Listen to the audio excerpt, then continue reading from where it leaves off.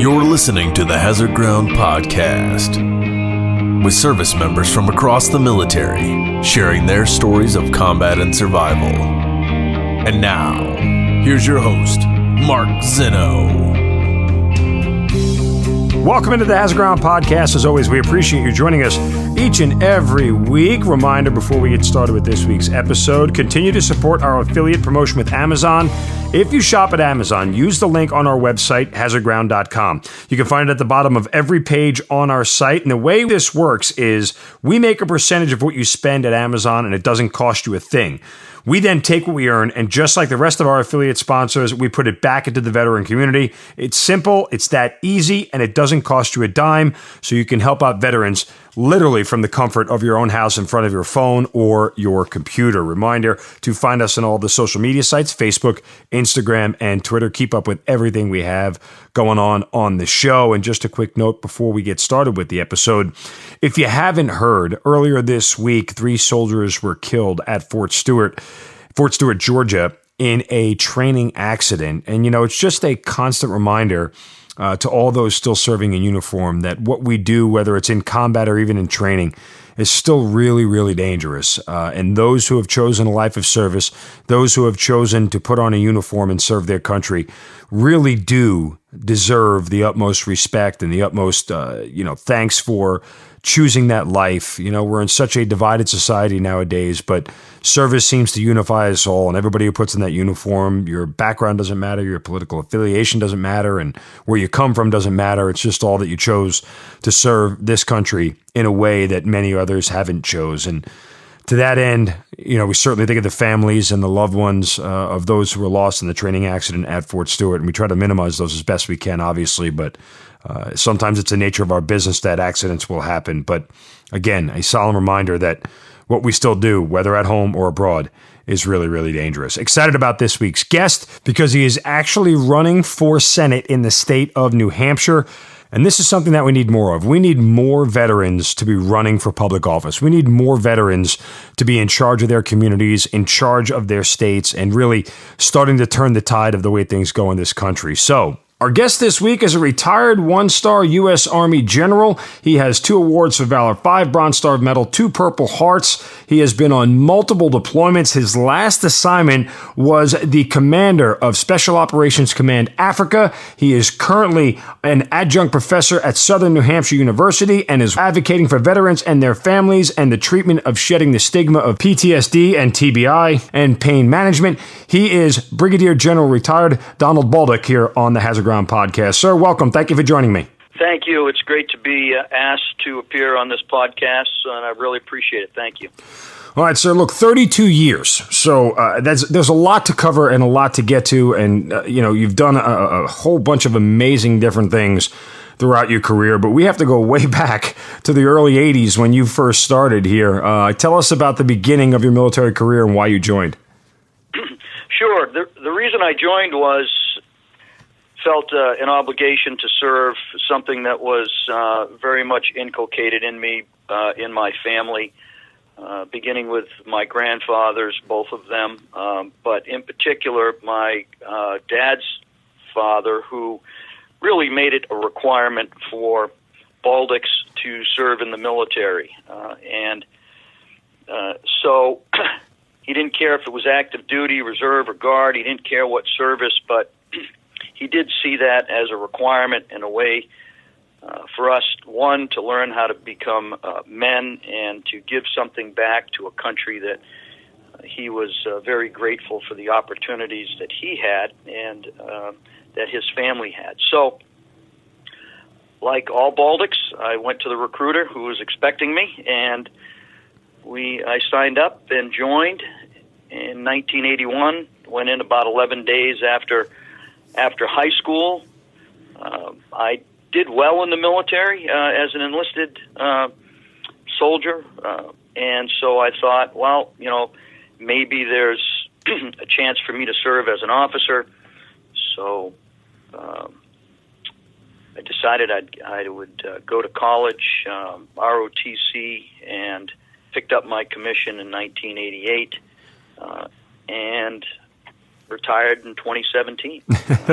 All right. Let me ask you a question, though, sir. In 1991, when you signed up, I mean, you clearly said that it was a family thing that was almost mandated, but, think about the times in the world. You're in the post-Vietnam era. There's a lull about the military. It's not exactly glorious. You're just coming out of the Iran hostage crisis, and the economy's in the tank. I mean, was there any desire on your part to do anything else? So this was just something growing up knowing you had to do?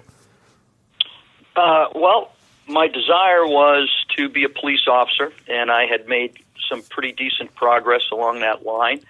I was the youngest special police officer, so part-time police officer in Laconia, New Hampshire. I know they would have hired me on full-time if that's what I wanted to do right after high school. But one, I didn't feel ready for that step. I think I needed to grow up a little bit. I think I needed a little bit more life experience under my belt. I thought that that experience would, kind of widen my perspective. And it did actually widen my perspective. I realized that I needed an education, and I realized that I didn't really pay attention to my education in high school like I should have. I was an average student and didn't really focus on excelling in academics. I did focus on excelling in athletics, and I did a pretty decent job at that. But it was, something that I realized when I was in the Army I needed to pay a lot more attention to. And, the Army had education programs. I spent a lot of my time studying about the military, how to be a better soldier, how to do my job better. But I also dedicated time to English and science and math and those things to prepare myself for my SAT test and other tests to be able to qualify to get into college. So, and then after digging, countless foxholes, and then being told to move them after I finished them, I decided that it would be better to be the guy telling people to move the foxhole than the guy having to dig 2 or more foxholes. So I figured, what the heck? Common sense takes over, right? Yes, that's right. So I enjoyed it. I know my company commander at the time. This is kind of a funny story. I got called down as I was making my decisions to transition. I think my first sergeant, my platoon sergeant, knew I was pretty convinced that I was going to transition out and go to school, do ROTC, and then pursue my law enforcement passion, right? But my company commander, he's got to meet reenlistment objectives and other things, and I had come down on orders for drill sergeant school, so I said, hey, why not? He called me down there and had a conversation with me, and I told him what I wanted to do, and he expressed to me that I should really consider this because his assessment of me is that I would be a really good NCO and sergeant major someday, but perhaps wouldn't be as successful in the officer corps as I would be in the enlisted ranks. And really? So I was like, okay, well, I'll think about that. My first sergeant told me after that meeting that I should pursue my goals and, whatever it is that I want to do. So I took his advice. I don't like to be told generally that I can't do something. Take that a little bit personal, particularly if it's an achievement-based thing. So I went on to college and performed well, and hopefully I have acquitted myself with honor as serving as an officer, and I did that as best I could, right, at the end of the day. Sure. But I think either way, if I had stayed in the enlisted ranks, as we know, I went officer, but either way, I would have been extremely proud of my service and thankful that I had the opportunity. All right, sir. So you said you get commissioned around 87, 88 it was? Is that when 88. you... Okay, so, there's no major conflicts going on throughout this time. So how do you stumble upon the special operations community? When does that decision come about? So I I got assessed into the chemical corps, right? And so I was like, okay, well, geez, not the branch that I had, thought that I would, finish, do my career in. What'd you want to do, MPs? That's what the Army wanted me to do. I wanted to. I thought about the infantry, field artillery, combat arms type branches, but ended up in in the chemical corps. And I said, great. My first assignment was in Korea. Then my second assignment right after Korea was at 3rd Battalion, 10th Special Forces Group. And being around all those guys, of course, motivated me to go. But it was much earlier than that. It was watching the movie The Green Berets and always having that idea of wanting to do that with my grandfather. My Uncle Don was in Vietnam at the time. We watched this movie, and it was left a lasting impression on me. It certainly had the achievement and physical and mental toughness challenges that my personality looked for. And so when I got into 10th Special Forces Group, I realized, working up on the battalion staff, that there was something I wanted to do. They supported it, sent me to selection, passed selection, went to the Infantry Officer Advanced course, and then on to the Q course. 1993, I joined 5th Special Forces Group as a detachment commander, and that was the beginning of serving in special forces, and then being educated in the larger special operation forces of our nation, which was, of course, a great honor to have that opportunity. Quick anecdote, sir. You said 3rd Battalion, 10th Special Forces Group, right? That's correct. Yeah, I deployed with them. Oh, did you really? Yeah, I was attached to them during my first deployment. And which battalion in 5th? Because they rotate out quicker than the Guard guys do. Which battalion? Say again? Which battalion in 5th Group were you in? I was in 3rd Battalion as a young captain, detachment commander. And then when I came back after Commander General Staff College, I was in 2nd Battalion. That's funny because that was the other battalion I was with when I deployed. I was with the 3rd Bat 10th Group and 2nd Bat 5th Group for a total of about 9 or 10 of my 15 months there on my first deployment. Army's a small world. Yeah, and it's even smaller because I took 1st Battalion 3rd Group, the Desert Eagles, as my battalion command, and they were created by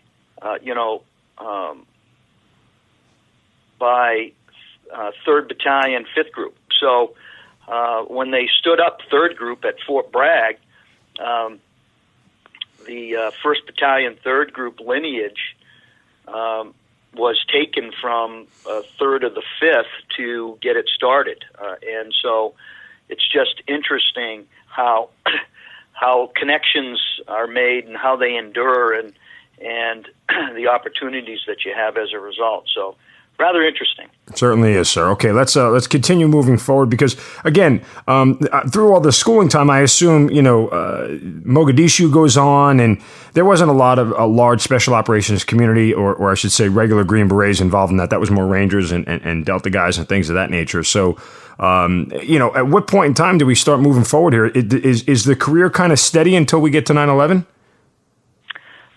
The career, basically I did, my 2 years, almost 2 years, I'd say 18 months as a detachment commander.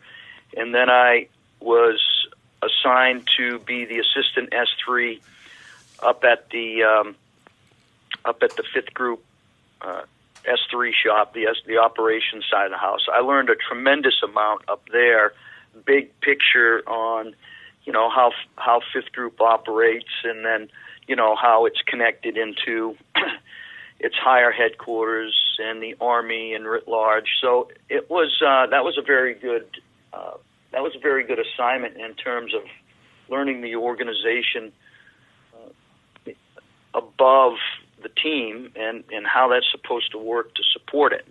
So I was very very honored to get that job. And then I was selected to be the 5th Group Headquarters Company Commander, which was an excellent job. I did that for about 2 years. I spent 4 years at 5th Group between, 3 different assignments. My detachment command, my assistant S3 job, and then headquarters company. And so if you haven't commanded a headquarters company, then you really haven't been challenged as a company commander in terms of understanding resources and requirements and how many times it takes to do things, because I'm the commander responsible for a number of things in getting people to do these things that outrank me, right? And so, I had, majors and lieutenant colonels and, the group commander in my command, right? As the headquarters company commander, right, responsible for a number of things to keep them, ready to deploy and the group headquarters ready to deploy. So that was a fascinating assignment, learning how, how to maneuver in that type of environment. And then after that, I went off to the Joint Staff to an internship program where I worked in what was called J3 Special Ops Division for a year as a captain, and then went off to another internship on the Army staff, but I was assigned over at PERSCOM, where I went to the Joint Policy Branch there in the Distribution Division, which is like the S3 shop of Personnel Command, now known as Human Resource Command, HRC. But that was great too, because then I not only did I learn the Joint Staff and OSD and how the services work at such a such an early time in my career as a captain, I was able to go over to Personnel Command and then learn how personnel stuff works and learn how to write OERs and learn how the whole process of assignments worked, and how we select our commanders and how we select our officers for promotion and for schools and so on and so forth, how to review a file, how to look at the quality of a file, and it's as much a science as it is an art, and vice versa. It's as much an art as it is a science. So that was a great education before becoming a field grade officer, and then going off to the Command and General Staff College from '99 to 2000, and then back to 5th Group, where I had the honor of going to command Charlie Company 2nd Battalion, and then becoming the the battalion operations officer, S3 after that. I worked for Pat Higgins and then Dave Fox, two wonderful people and great leaders. Dave Fox, I can't say enough about. I deployed with him into southern Afghanistan and assisted him in the missions that we did in southern Afghanistan to command and control 2 SF teams down there and work with Hamid Karzai and Shirzai and do all those things on that first deployment. So that was quite an honor, and I have always held him in high regard after that deployment. And both these guys retired as general officers, and I was glad I had the opportunity to work with both of them. All right, sir. So take me to where you are on 9/11 and what's going on. So it's interesting. I'm the battalion S3. We're in the middle of a deployment to Jordan to do a very high political visibility training exercise with 3 other Middle Eastern countries, and Jordan was the host country. It was a very large exercise. It combined 3 different joint chiefs of staff exercises into one.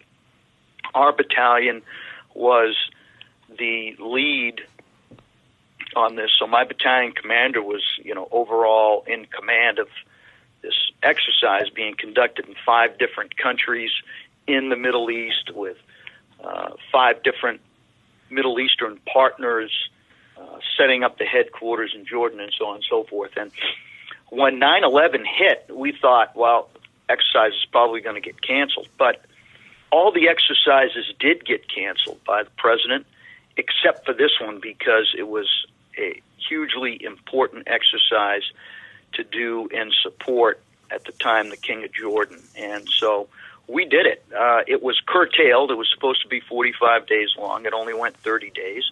And then we were sent to Uzbekistan to begin to plan the operations in southern Afghanistan with Karzai. And we did that and deployed in early November of 2001 and stayed until March of 2002, where we were transitioned out by a battalion in 3rd Group. I believe it was 1st Battalion, 3rd Group, but I can't be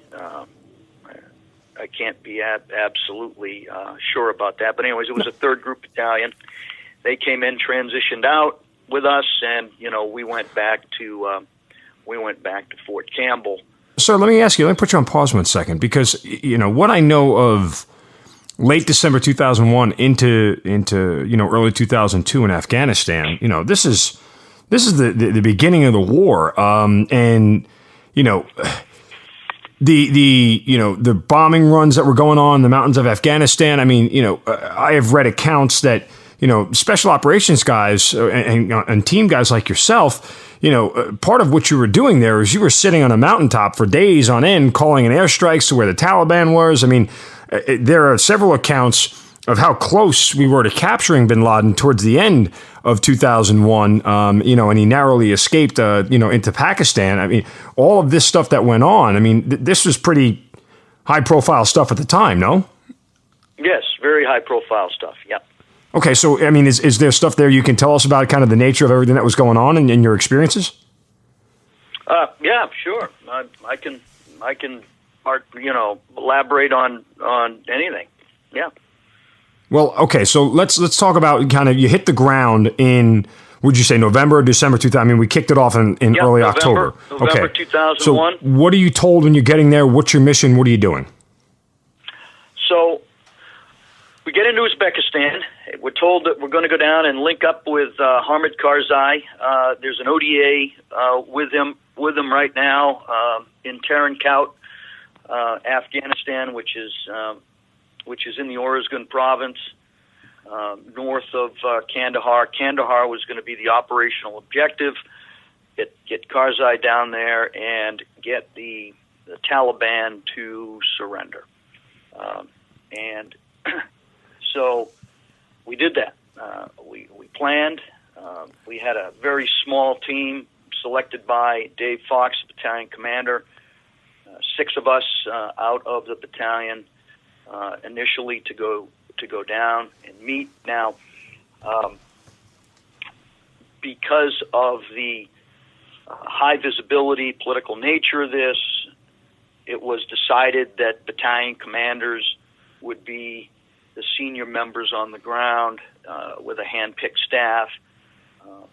1st Battalion, 5th Group did this up in the Kabul area, Bagram area, and 3rd Battalion, 5th Group did it up in Mazar Sharif under the command of the 3rd Battalion commander, and we did it down south under command of Dave Fox, the 2nd Battalion commander. And I was in charge of the operations, his kind of second in command, but in charge of the operations. We had a team in Tarankout with Hamid Karzai, and we had a team down in Spin Bolduc, down south. Actually, it was in Charman, Pakistan, just over the border, and then up into Spin Bolduc. And we were supposed to manage the tempo of these 2 these two teams to maneuver one team south to north into Kandahar, and then our team from Tarankout that we were physically located with north to south into Kandahar. And that's what we did. And we used air power to break through any of the resistance that we had. We trained, advised, assisted Karzai. He made all of the calls on whether we dropped or not, because he, at the time, was surrounded by a number of village and tribal elders who were giving him information that he needed in order to be able to minimize as much collateral damage. It was something that he was very concerned with, as well as put the bombs in the right places, knowing how politically sensitive this is. And they knew that, if we made big mistakes during this time, that he'd probably lose his support. That was kind of the way America was looked at during this time, is, risk-averse with casualties, risk-averse with mistakes, and so on and so forth. So, they were very sensitive to that, and he managed it quite well. And we brought him the target packages. We told him what we thought was there, and he got on the phone and verified or not, and withheld drops, and then told us to drop. And he was quite effective at this. At the same time, he was calling, he was talking to numerous media outlets, keeping them informed, both foreign and, of course, U.S. He was talking to many folks about the government that was going to follow, the interim government that was going to follow. I ended up referring to all this as mud hut diplomacy because, that's what it was. We had numbers of tribal elders coming in with fighters, which, of course, is, very much a tradition for them, their arbakai and those things that they have used to protect Afghanistan for, thousands of years, defeated, every single invader over time. They didn't use a large central government to do it. They used their rural tribal elders, village elders, and they mustered up the forces that they needed, and that's how they did it here. And they changed sides, which was something we had to get used to. This wasn't your typical conflict zone where you had state militaries opposing each other, and when territory was taken over and force structure was captured, that was it. Right now, you have to do prisoner of war type things. Didn't do any of that. They traded sides and gave us their assurances. They did this based off of one, loyalty to their tribal elders and their village elders, and two, a shift in the power and the perceived power. And so, we wake up one day, a couple hundred people. Next thing we know, we had a handful of guys in Tarankout. When we got down to Kandahar, for Karzai to receive the surrender of the Taliban, we had over 1,500, and we had drops come in where we provided them with food, we provided them with weapons, we provided them with the training that they needed in order to use those weapons. We provided medical care for them when they got injured, so on and so forth. So this was kind of a running battle, so to speak, where we, on the run, increased our combat power and, as wisely as we could, used air power to deliver the decisive blow to the Taliban and their al-Qaeda supporters.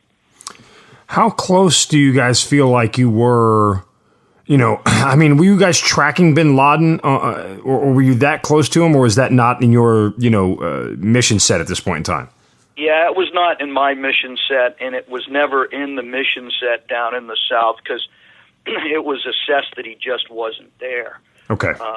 And so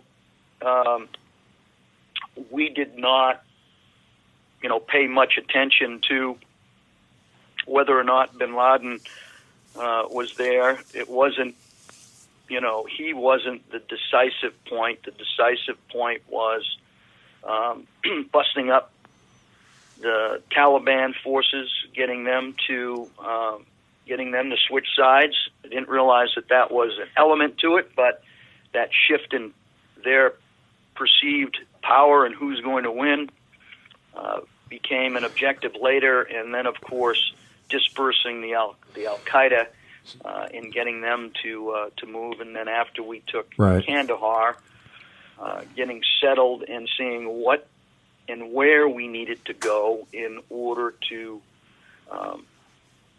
collect information, sensitive site exploitations that needed to be done, and we relied on the populace to help us with that, and they did. They helped us tremendously, and so we were able to figure out, where they were, what they were doing, where Osama bin Laden had stayed, where Mullah Omar had stayed, all these different things, and we were able to peel that onion back, and then with the help of our Afghan partners, we expanded to the other provinces, and Hamid Karzai appointed the interim governors at the time, and so we really were, leveraging the Afghans during this time. I honestly think, it's my opinion. I thought it back then. I made my opinion known that hey, we got this one. Let's just reinforce these guys. Let's keep it small. Let's reinforce them, enable them from the bottom up.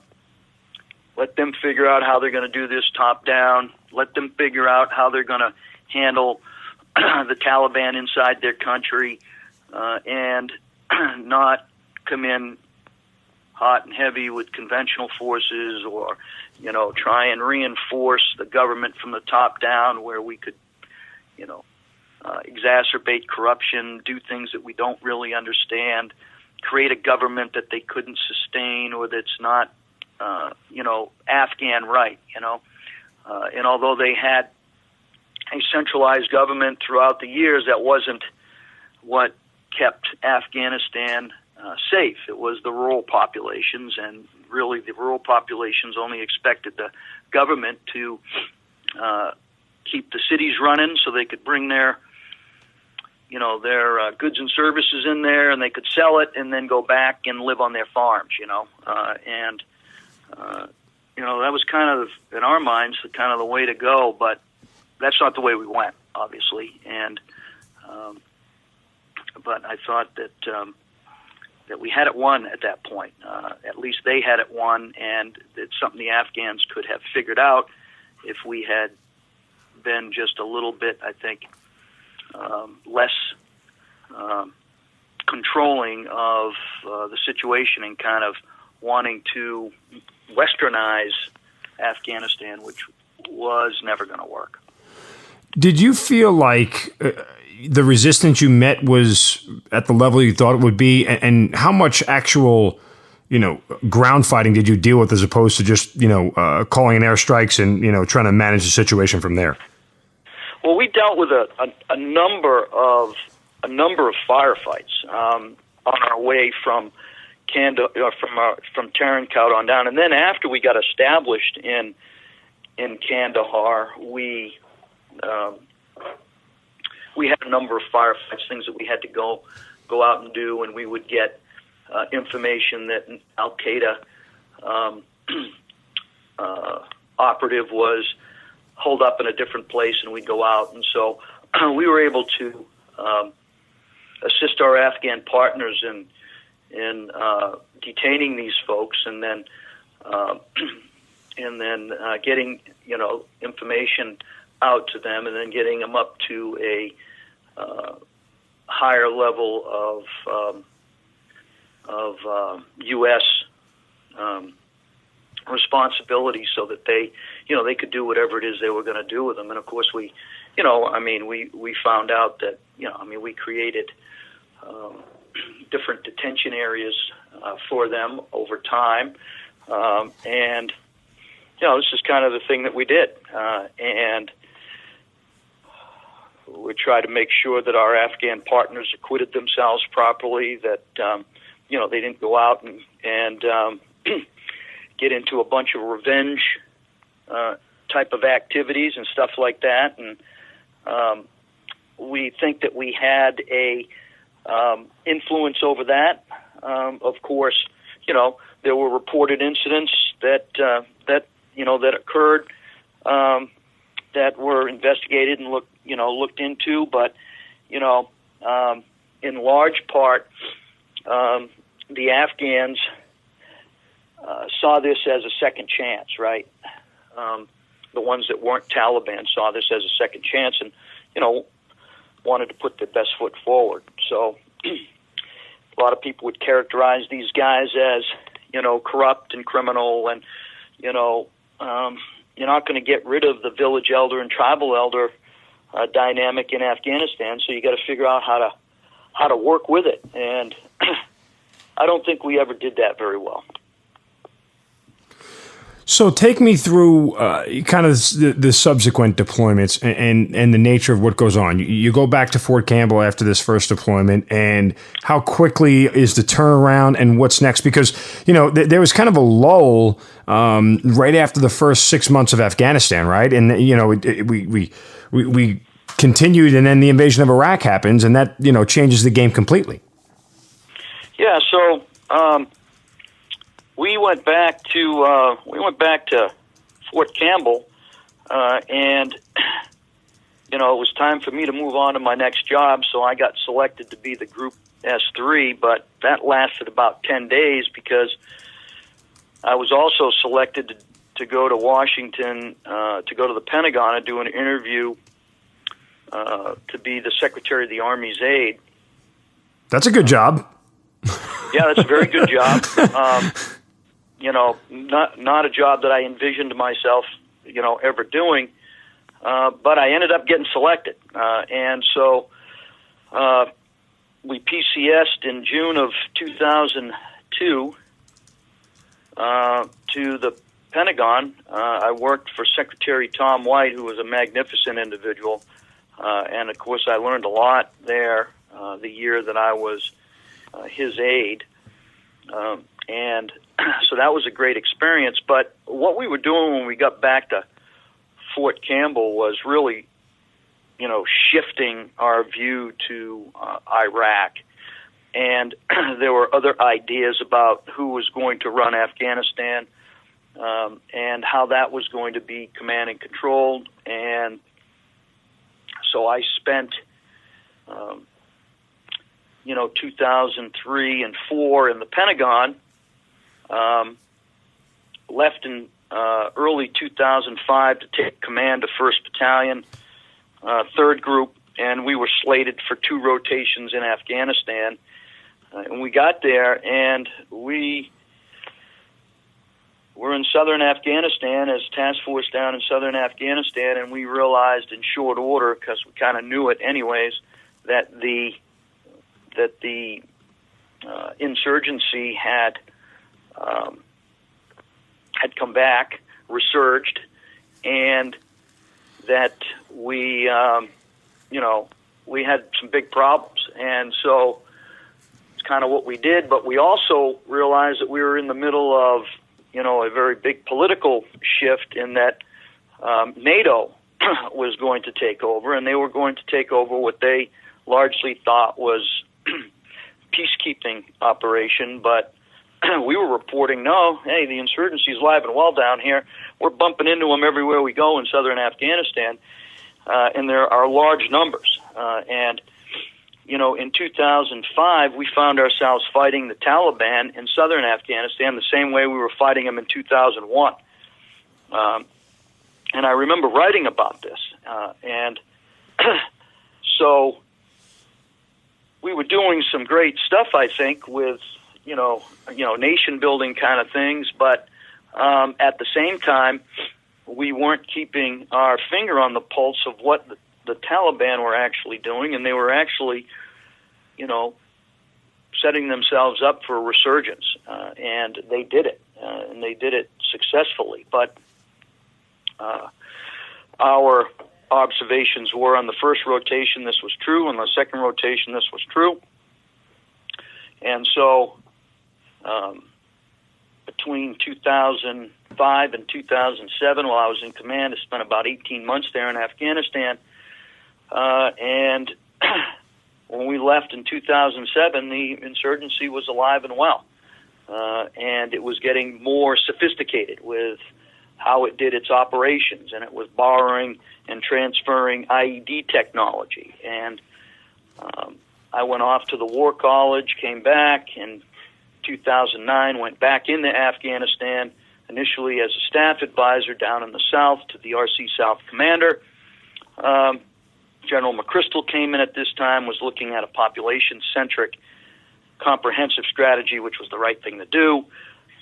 He did that, and he was looking at ways of doing bottom-up stuff, and so SOF created the village stability operations and the Afghan local police, which from 2010 to 2013, under Generals McChrystal, in particular Petraeus, he made the largest impact, and then General Allen, very successful at empowering the village elders and tribal elders in taking the fight to the Taliban that were really in control of the rural areas. And I would say that by the middle of 13, we were highly successful. The places that you can't go today, we were walking around, with no kit on, largely no issues in Kunduz and in the Helmand and in Kandahar, and Panjwai, a number of these places now that you see we can't go into at all. The Taliban weren't controlling hardly anything, and as a matter of fact, during this time frame, Mullah Omar said, if this strategy that they're doing in the villages is crippling us, and we can't operate effectively this way. But what it ended up happening in the middle of 13, going into 14, was a shift in policy. We wanted to get out, and it was too soon.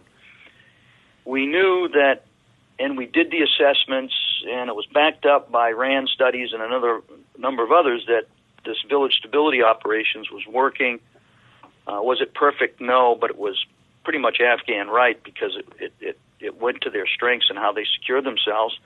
It was a heck of a lot more affordable for them than national police and national army that really hasn't worked and is probably not going to work in securing Afghanistan. I mean, we see that today.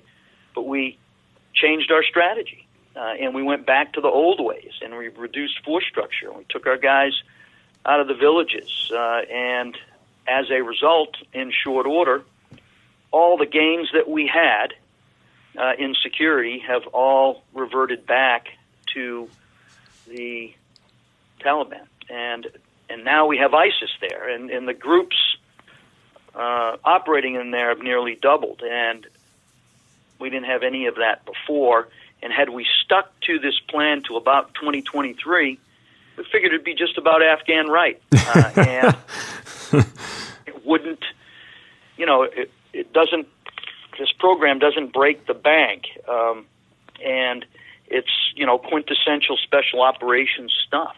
And right, sir. But you realize the concept of 2001 to 2023 becomes a political, uphill battle more than it does a military one. Well, exactly. But if if you can show, if you can show progress to the point where there is actually an end state in sight, it becomes a whole heck of a lot better than what we have today, which is, we're just kind of muddling through. and the policy and strategy, in my opinion, today doesn't justify the body bags and the hospital beds that sure, our service members are occupying. Well, the cost doesn't become worth the benefit at this point in time when you're playing the game the way they are. That's exactly it. And that's just how I feel. And of course, I've had those opinions, and I voiced them while I was on active duty. They weren't very popular. They're not very popular now. But I think it is important for general officers to be able to speak those things and not. You do it in a respectful way, and you do it in a way that's that is designed to to kind of make things better or to get achieve a different outcome. Then being a contrarian shouldn't be something that's looked at negatively. And so, hey, I know how to obey orders. I get that, and I will do that, and I did that. But bottom line is, there are assessments that have been done. There are things that there are multi-million-dollar studies that have been done, and it all bears out what works and what doesn't work. So why do we continue to go with what doesn't work? And now we're at a point where I don't think we have an option except how do we get out of there? Right. And well, I think to your point, so that part of the reason why we're going with what doesn't work is because it's one of those things where people who don't wear a uniform, who aren't on the ground, are the ones making the final decisions on where this thing goes. And it's been that way for the better part of a decade now. I mean, that's just the unfortunate nature of the work that we do, that every military action is to an extent a physical extension of politics, right? And so I agree with you. From that standpoint, the politicians will decide the length of what military action can and should be, even though they're not qualified to understand how to conduct military action. Right, exactly. And I think that we as, military leaders, general officers need to be a little more forthright when that happens, right? Either that, sir, or what we need to do is put more people who wear a uniform in position to be making those decisions, so they understand. They understand what the physical extension of politics is, and the weight and the burden that it puts on the people who wear the uniform. I agree. And while the burden is heavy from a physical standpoint and from a casualty standpoint and all those things, and from an equipment standpoint, it's a burden we as soldiers, Marines, airmen are willing to bear as long as the end state is achieved. It's when you take the end state out of our hands and out of our control is where, as you mentioned, the cost of the bodies in beds and the bodies in cemeteries starts to get really frustrating, because you're taking the end state, something we can achieve militarily, away from us. Yes, exactly. And of course, I am always, like all military leaders, we're going to default to the, health and welfare of our people, and we want to make sure that the sacrifice is worth it. And, we owe that not only to them, but to their family members. Agreed. And that is the charge of our political leaders, to make sure whatever sacrifices there are, that the families and loved ones, not only the soldiers, airmen, Marines, et cetera, also understand and are willing to bear that sacrifice, because they are part of the whole equation too. Okay, so exactly. Let's go forward a little bit more into the latter part of your career, because as you move up the chain, and you become higher ranks, you get kind of further away from the battlefield sometimes. It's just the nature of the business, even if you are in the special operations community. So as you take battalion command, you take command of a group and everything else, at what point in time do you start to realize that becoming a general officer is something that's in your, a possibility for you? Well, I got to tell you, I didn't think it was going to be a possibility for me. I was told by the senior ranking, by the USASOC commander at the time, I was coming into the window for that I was not going to be a general officer. And so after leaving... How does that conversation go, by the way, sir, just out of curiosity? For me, it was, pretty pretty straightforward conversation. He was of the mindset that I wanted it too much. He was of the mindset that that I was a self-serving and a micromanaging officer, and that it wasn't I wasn't what they were looking for to be a general officer. Wow. And so I was like, okay, I do have a lot of faults. Like anybody else as a leader, I'm certainly not perfect, and I take counsel of those and I try to improve them, but didn't view myself quite that way. But he's the one that makes those assessments, and I went off to work in the Joint Staff for a second assignment in J3. In the J3, at this time, it was its name had changed to Deputy Director for Special Operations (DDSO), and I went there to be the Assistant Deputy Director for Special Operations. I worked for General Nagata, 2-star general there, for what I thought would be until I retired at the 30-year mark, which would have been 2018, and this was 2013. So I would have maybe done 2 assignments in that building, and then have retired. And so, okay. I can deal with the reality of that, but that's kind of how the conversation went. I knew where I stood,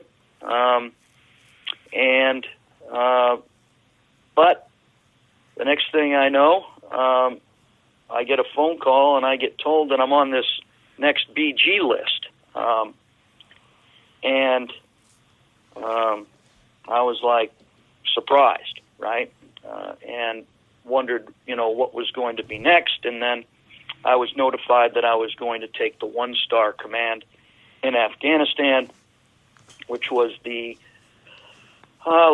Combined Forces Special Operations Component Command Afghanistan, right?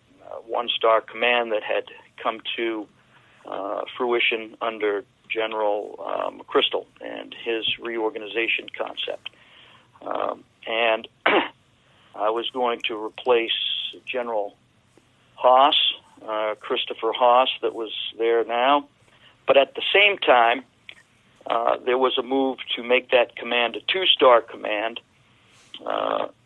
And the commander that the 1-star that they were looking at, well, the 2-star that they were looking at for that job was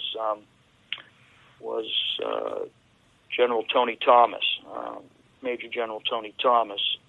And so what I ended up doing was I ended up going there in the SIPSOC A commander billet, but operating as General Thomas's deputy commander, one of them.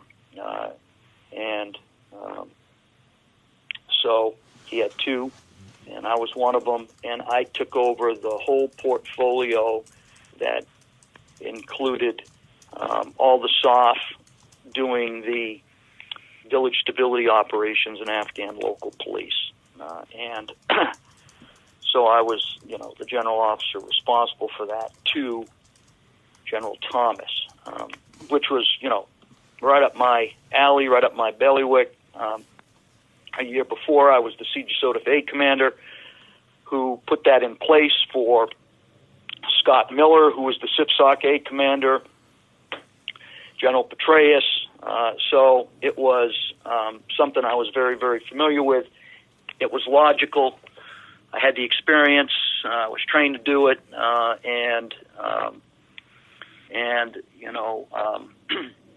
had the background, I think, to make it successful at a higher level. So I was very, very grateful for this opportunity, and I went there and did my job from June of 2012 to June of 2013, in which we made tremendous progress with this program. in security, and it was something that I thought was on its way, on track, for subsequent guys to come in there to be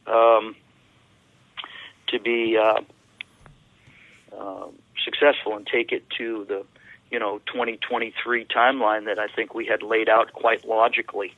But as I told you, policy changes, and so do military operational approaches and strategy, and so that's kind of what happened. I was then told that my next assignment would be as the deputy director for operations in AFRICOM, and go to work for General Rodriguez, a man that I had tremendous amount of respect for, still do to this day. He was probably instrumental as I think back in me becoming a general officer, despite the fact that I was told I wasn't going to be a general officer. And he was the one that also told me that I would not make my second star, and that I would spend the remainder of my BG time, which is 4 years before I reached time and grade, as a 1-star, and I just didn't have the advocacy to push me up to the second star level, and although he did say that I wasn't lacking in performance and capability area, it's just the way things are done at the senior levels. And so I said, well, hey, sir, I didn't expect to make Brigadier General. I realize my faults as a leader. They've been articulated me by a number of people. I'm just going to continue to try and become a better leader, a better version of myself, do my best for you, and this command for the remainder of the time that I'm here. And at the 20-month mark, he called me in and asked me if, what I wanted to do next, and I told him that I would really love to command Special Operations Command Africa, and he said, well, I would like you to be that commander, so let me see what I can do. I don't get the final vote. That's a Special Ops Command. And say a couple months after him and I had this conversation, and I was passed over for the second time for my second star,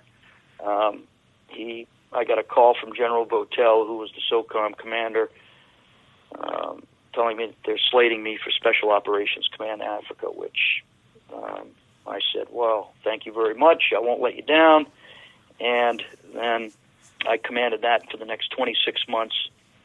And General Thomas called me up when I was in Niger visiting my guys, and told me that I will not be promoted to 2-star general, so I need to retire and start working on change of command dates and retirement dates and so on and so forth. So I said, okay, sir, will do. Something I was expecting anyways. So, thank you very much. And that's pretty much how that conversation went. And, gave up command on 29 June and retired on 1 October of last year. I had a great opportunity to end my career as a commander and learn Africa and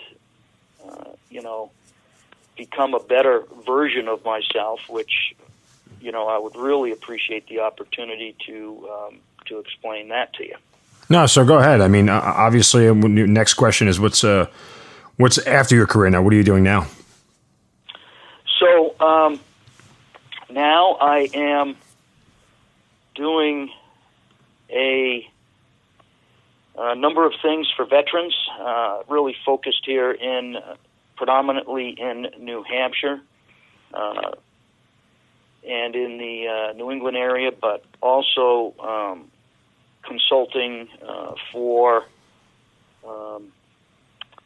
for other veteran organizations outside of New Hampshire. And so I'm very excited about the opportunities that I have there to travel and to go talk about veterans' transition issues, to talk about post-traumatic stress and TBI and pain management and those things, sleep disorders, and those things that are really plaguing our force today and are impacting the readiness of all ranks on active duty, and of course have a large impact on our veterans when they transition out of the service. I have the honor of coming back to the state that I was born and raised in, live in Stratham, New Hampshire. I was asked by Governor Sununu to sit on the Juvenile Parole Board, so I'm sitting on that, which is great. I'm an adjunct professor at Southern New Hampshire University, teaching Homeland Security concentration in the Justice Program. I'm a doctoral candidate at Liberty University in Strategic Leadership. And I got a number of advisor positions, Center of Naval Analysis, Spirit of America. I support Jack Heath's morning show. It's New Hampshire Today here in New Hampshire. Talk about veterans issues and service and those things. Have the opportunity to teach leadership at the entry level, mid-level, and senior level in a couple of businesses here in New Hampshire, part of their programs. I am supporting the Veterans program through Easter Seals here in New Hampshire. Advisor to Veteran Links called Vet Links, which is run by Jessica Kavanaugh, and she does great work there, as well as